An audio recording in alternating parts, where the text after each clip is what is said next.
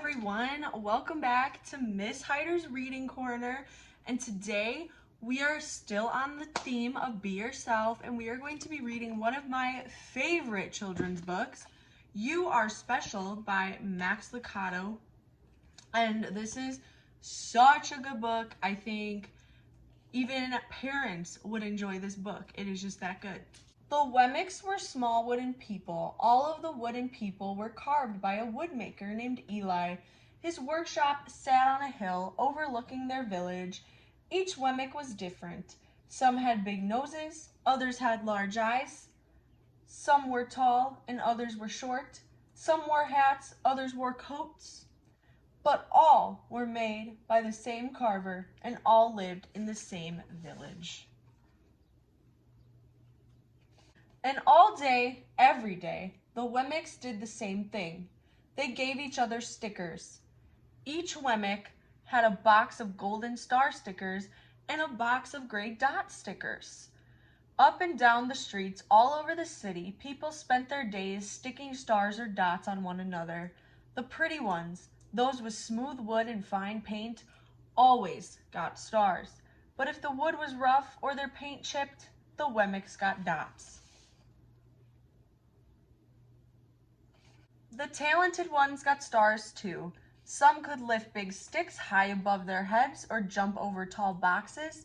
Still, others knew big words or could sing pretty songs. Everyone gave them stars.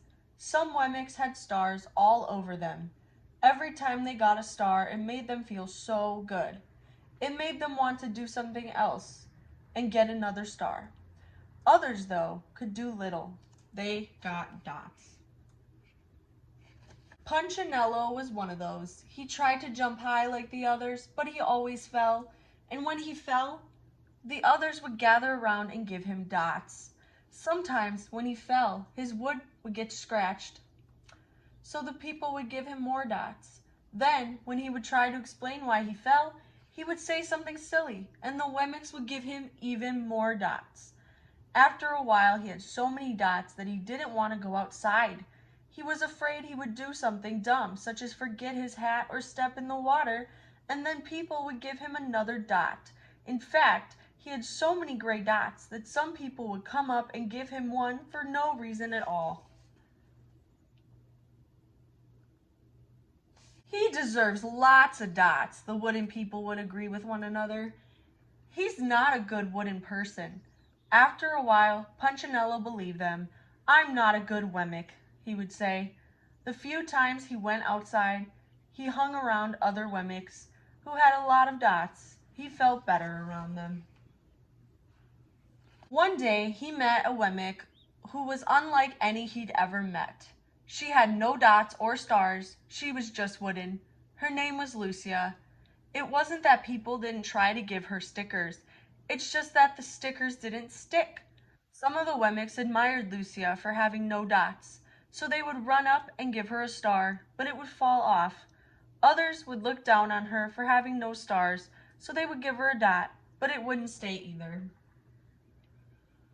That's the way I want to be, thought Punchinello. I don't want anyone's marks. So he asked the stickerless Wemmick how she did it. It's easy, Lucia replied. Every day I go see Eli. Eli? Yes, Eli, the wood carver. I sit in a workshop with him. Why? Why don't you find out for yourself? Go up the hill. He's there. And with that, the Wemmick who had no stickers turned and skipped away. But will he want to see me? Punchinello cried out. Lucia didn't hear. So Punchinello went home.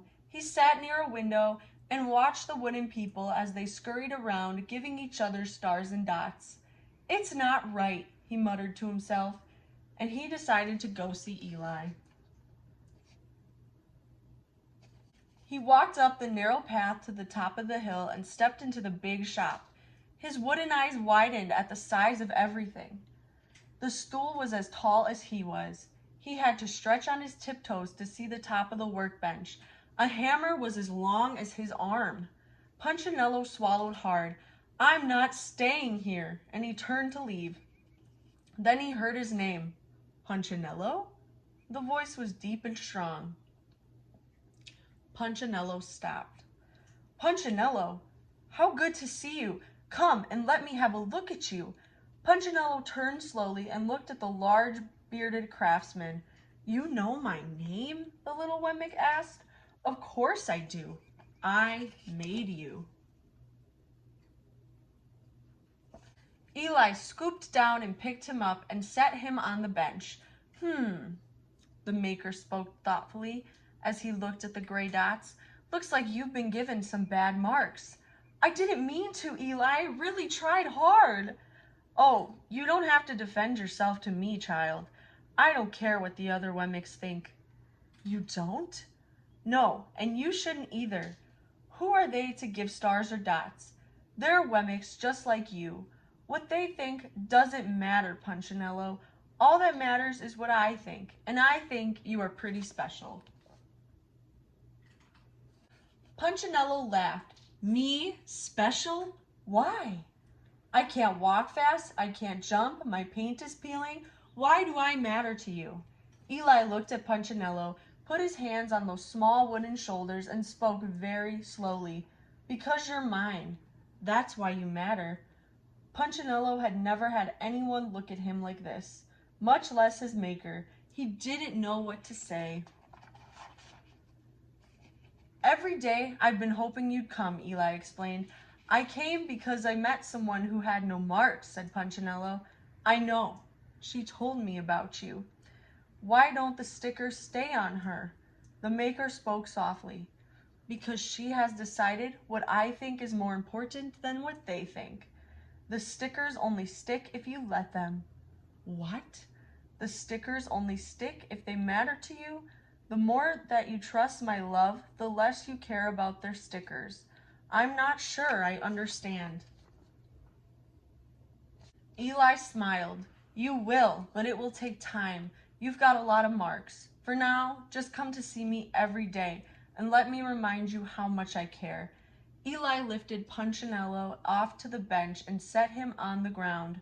Remember, Eli said as the Wemmick walked out the door, you are special because I made you and I don't make mistakes. Punchinello didn't stop, but in his heart he thought, I think he really means it. And when he did, a dot fell to the ground. And that is the end of You Are Special. I hope you enjoyed this read aloud, and thank you so much for watching, and I will see you tomorrow for another read aloud about being yourself. Bye!